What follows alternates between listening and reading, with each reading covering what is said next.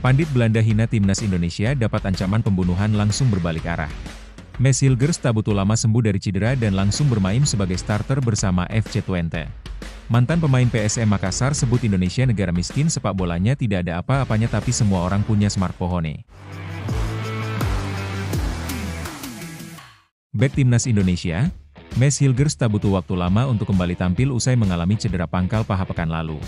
Sebelumnya, Mes mengalami cedera saat bertanding melawan Australia pada lanjutan putaran ketiga kualifikasi Piala Dunia 2026 zona Asia.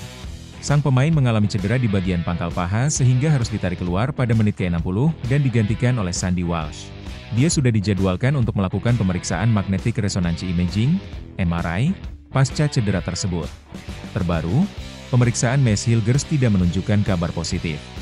Pemeriksaan intensif sudah dilakukan saat Mes tiba ke tanah air.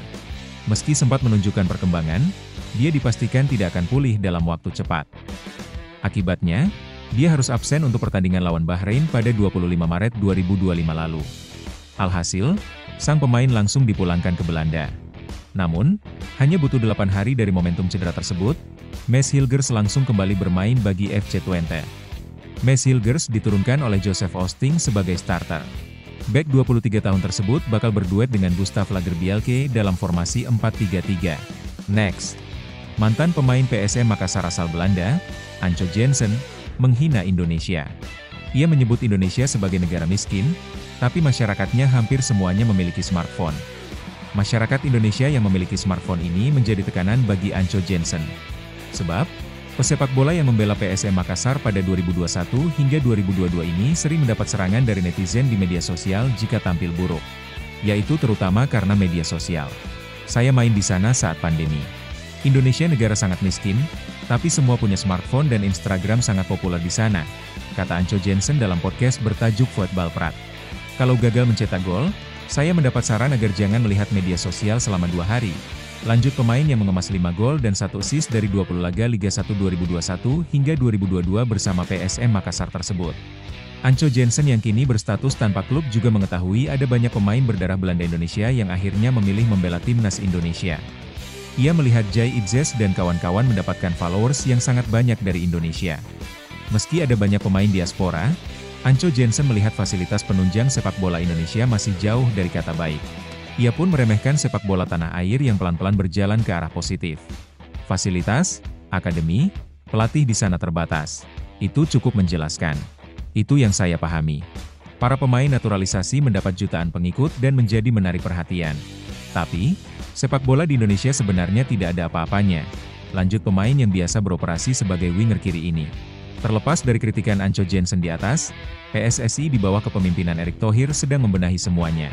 Pembinaan usia dini tidak dilupakan, salah satunya dengan menggelar kompetisi elit Pro Academy, EPA, untuk U16, U18 dan U20. Perbaikan kualitas kompetisi juga dilakukan PSSI, salah satunya dengan peningkatan kualitas wasit dan penggunaan video asistan referee, VAR. Ujung-ujungnya dari usaha di atas adalah mendapatkan tim nasional yang kuat. Sementara, pernyataan pandit asal Belanda, Kees Kwakman, soal performa timnas Indonesia berbuntut panjang. Pandit di stasiun TV ESPN Belanda tersebut menyatakan bahwa para pemain timnas Indonesia kurang layak untuk bisa tampil di Piala Dunia 2026 meski sukses menang atas Bahrain. Para pemain dinilai kurang memiliki kecepatan untuk tampil di Piala Dunia 2026. Mereka semua mengalami kram dan terbaring di tanah, kata Kees Kwakman dilansir bolasport.com dari laman Voetbal Premier. Tidak ada kecepatan sama sekali, itu sulit, lanjutnya.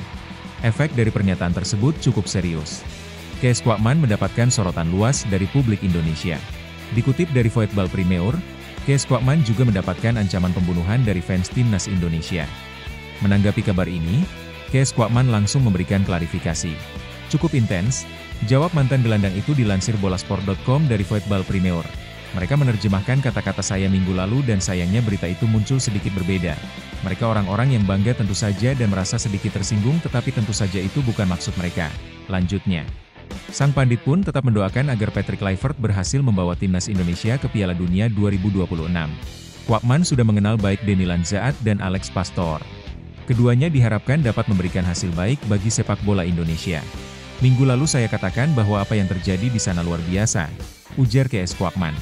Saya benar-benar berharap mereka sukses, mudah-mudahan ini juga akan menghasilkan sesuatu bagi Indonesia dalam jangka panjang. Sangat menyenangkan bahwa Belanda terlibat dan saya kenal baik dengan Denny Lanzaat serta Alex Pastoor, jadi saya berharap mereka berhasil. Jika mereka lolos, mereka berhak mengikuti Piala Dunia, sesederhana itu, pungkas Koeman.